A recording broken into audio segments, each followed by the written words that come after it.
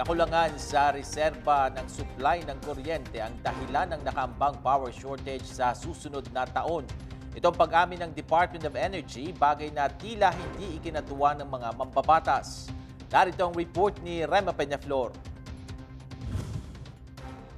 Inamin ng Department of Energy o DOE na ang kakulangan sa reserba ng enerhiya ang dahilan ng nakaambang power shortage sa susunod na taon.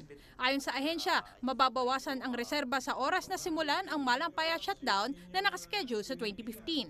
Sa pagharap ng DOE sa Kongreso para sa pagtatalakay ng pagbibigay ng emergency powers kay Pangulong Aquino, iminungkahi ng ahensya na kailangan ayusin ang malampaya power plant sa mga buwan ng Marso hanggang Abril sa 2015, ang mga buwan na mataas ang demanda para sa kuryente. The system's working as there should be more than enough than the demand to ensure that any point in time, if there are power plants that will be going down, same capacity that have to go in to be able to ensure that there will be a continuous supply of electricity.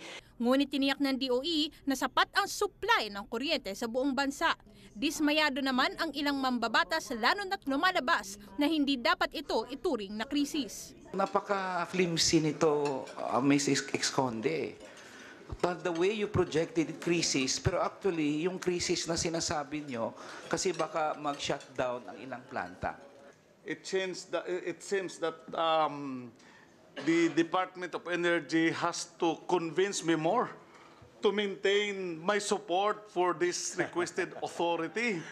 Samantala, bahagyang napagalitan ang kinatawan ng DOE sa pagdinig kanina dahil sa kakulangan umano ng kahandaan nito na makapagbigay ng detalye kung gaano kalaki ang kukulangin na supply na kuryente sa susunod na taon. It is you that wanted us to approve the joint resolution as early as September. I do not know how much time you need. Please shift to a crisis mode. Because we in Congress are in a crisis mode trying to understand where you're coming from, DOE. Maaaring umabot sa 700 megawatts ang kakailanganin sa susunod na taon at aabutin ng 16 na linggo ang kritikal na panahon ng pagkakaroon ng kakulangan sa kuryente.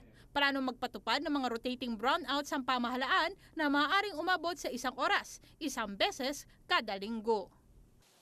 Balak ituloy ng pamahalaan ang Interruptible Load Program o ILP kung saan pupunan ng mga generator sets ng mga pribadong kumpanya ang kakulangan sa kuryente sa susunod na taon. Ngunit wala pang konklusyon ang House of Representatives kung kailan nila maibibigay ang emergency powers kay Pangulong Aquino. Mula dito sa House of Representatives, ito po inyong kaibigan, Rema Peñaflor para sa Newsite.